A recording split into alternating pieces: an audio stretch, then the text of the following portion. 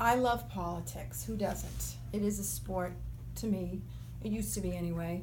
Until I took it a little bit more seriously, until I went to an event that Shauna O'Connell was speaking at, and I hadn't really been to anything because I'm very busy with my family. I have 4 children. I live in Concord. My husband's a school teacher in Roxbury.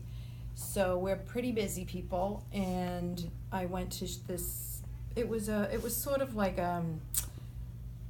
candidates class or something. I can't remember what it was, but Shauna was there. She spoke, and she went over the way the legislature votes on all sorts of things, and she said, people, you need to get involved. There's only a few Republicans that will ever run and contest these seats. These people are stealing your money. Get involved, and I thought I would.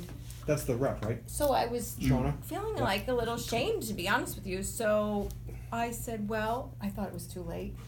I said, oh, I'll run next time. It's too late for me because it was April. And everybody said, no, it isn't. And I said, ugh. So I said, all right, I'll do it. So I did it.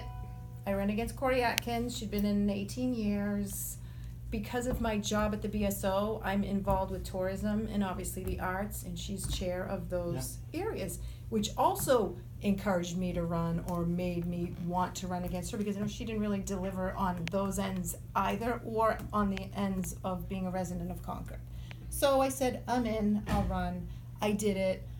I figured I'd check that box off. I did what now it's your turn to run. You go run. You had a pretty good showing 2 years ago. I had a pretty good showing. Mm-hmm. For somebody who put it together and never ran before, it was pretty good. And I maintained my full-time job. So it's not like I could go out and do anything. I used to have, vacation days and whatnot.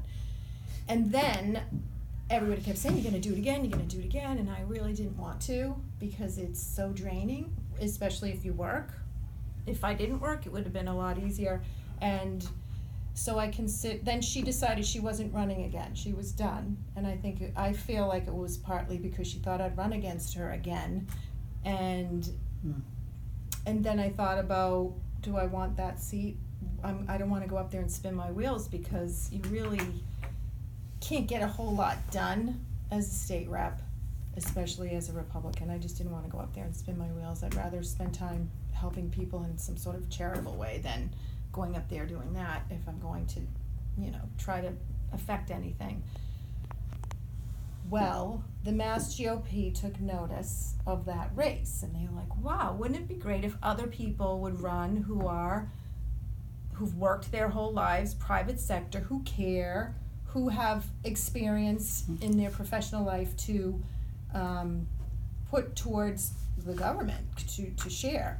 And so they called me, Mass GOP, and said, will you run for state auditor? And I said, who's the auditor? Guess what? 9 out of 10 times now when I ask people, when I say I'm going to run for auditor, they're like, who is the auditor? And what does the auditor do? The auditor is supposed to go in, obviously audit financial, as well as performance, as well as technology, all of those areas. In a nutshell, be the watchdog for the taxpayer. So I said, let me get back to you. Probably no, but let me get back to you. Again, this is April, my month of major decisions.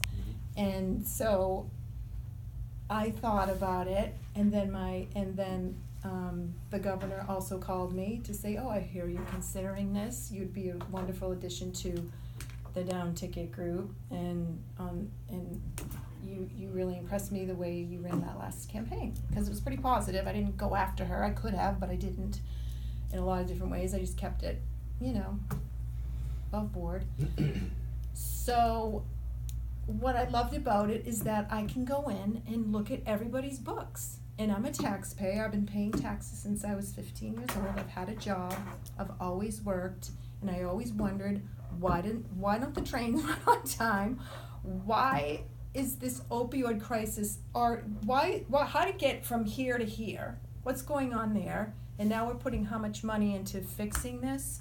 And are there charlatans there that are going to take our money? There's a whole lot of reasons why I said yes to this.